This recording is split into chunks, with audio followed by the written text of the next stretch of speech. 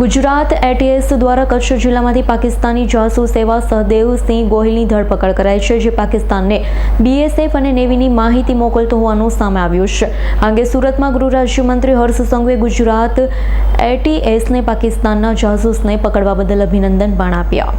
ગુજરાત એટીએસના એક પીએસઆઈને લીડ મળી હતી. બીએસએફ અને નેવીની માહિતી પાકિસ્તાનને કચ્છમાં રહેતો મલ્ટીપર્પઝ હેલ્થ વર્કર તરીકે કામ કરતો સહદેવસિંહ ગોહિલ મોકલે છે, જે માહિતીના આધારે સ્પેશિયલ ટીમ બનાવીને સહદેવસિંહ ગોહિલને ઝડપી પાડ્યો છે. સહદેવસિંહ ગોહિલ આદિતિ ભારદ્વાજ નામની છોકરીના સંપર્કમાં હતો. તેણે બીએસએફ તથા નેવીના અંડર કન્સ્ટ્રક્શનની માહિતી આપતો. આરોપીને 40,000 રોકડ પણ મળ્યા છે. તેણે કચ્છની દયાપર ચોકડી ખાતેથી મેળવ્યા હતા.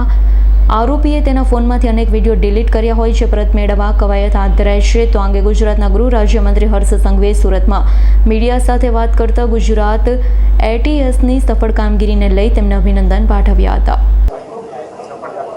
હું ગુજરાત એટીએસને સર્વપ્રથમ અભિનંદન આપવા માંગુ છું.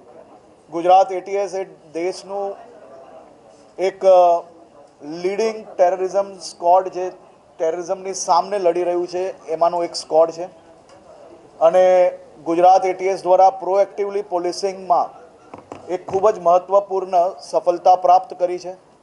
ગુજરાત પોલીસ દ્વારા કચ્છ જિલ્લામાંથી એક પાકિસ્તાની જાસૂસને પકડવામાં આવ્યા છે.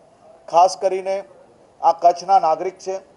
કચ્છના આ નાગરિક દ્વારા પાકિસ્તાનની એક મહિલા જોડે ક્યાંક ને ક્યાંક હની ટ્રેપમાં ફસાયા હોય એવી પ્રાથમિક જાણકારી હમણાં પ્રાપ્ત થઈ છે.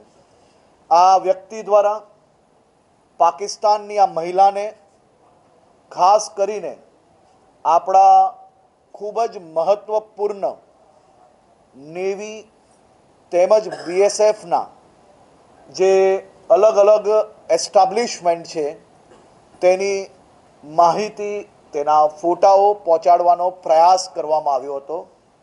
આ વ્યક્તિ દ્વારા પોતાના નામે ભારતમાં સિમ કાર્ડ ખરીદવામાં આવ્યું, જેનું વોટ્સએપનું એક્સેસ એ પાકિસ્તાની મહિલાને આપ્યું હતું.